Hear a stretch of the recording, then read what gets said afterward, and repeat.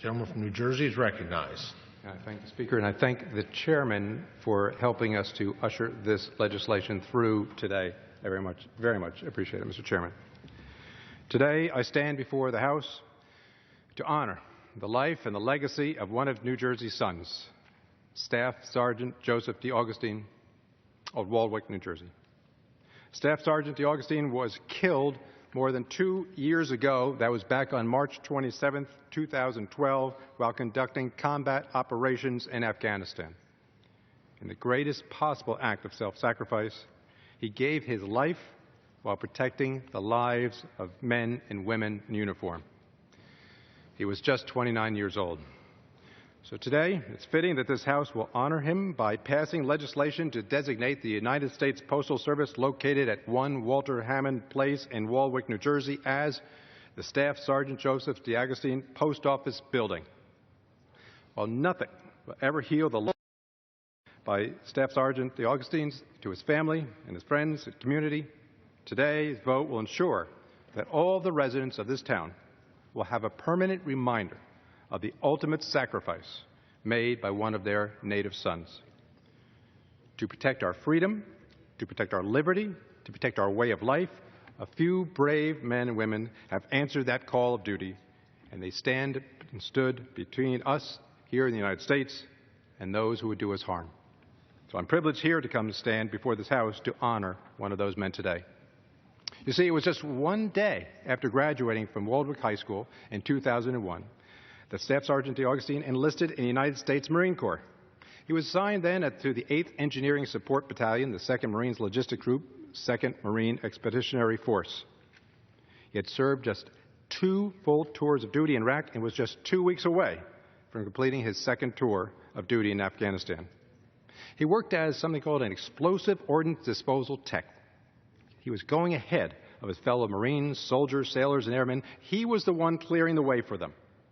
And although we will never know the number of lives that he saved, I think his numerous awards speak for his selfless heroism. He was awarded the Bronze Star with Valor, the Purple Heart, the Navy and Marine Commendation Medal, the Navy and Marine Corps Achievement Medal, the Combat Action Ribbon, the Good Conduct Medal, the National Defense Service Medal, the Afghanistan Campaign Medal, the Iraqi Campaign Medal, the Global War on Terrorism Medal, the Global War on Terrorism Service Medal, the Korean Defense Service Medal, and the Humanitarian Service Medal, and the NATO ISAF Medal. I think all of these speak of his selfless heroism. And even now, after his passing, Staff Sergeant D. Augustine's legacy continues in his community. The Staff Sergeant D. Augustine's Memorial Fund offers a scholarship to 1 male graduating senior and 1 female graduating senior who exemplify the highest standards of citizenship through strong character and dedication to community service. And since October of 2012, the fund has donated more than $94,000 to numerous charities, as well as direct donations to veterans in need. The tremendous outpouring of love and support for his family since his death has provided a glimpse into the number of lives that he has touched and the number of lives his legacy continues to touch. To those who knew him best, his parents, Anthony and Patricia, his 3 sisters, Nicole, Jennifer, Michelle, and his brother-in-law, Len, he will be remembered as a loving son and brother. To his fellow Marines, he will be remembered as a faithful brother in arms. And to this nation, he will be remembered as a patriot who loved this country, loved the Marine Corps, and gave his life in defense of freedom. The Marine Corps' motto is simple fidelis, always faithful. Staff Sergeant D. Augustine lived this motto, and his legacy embodies it.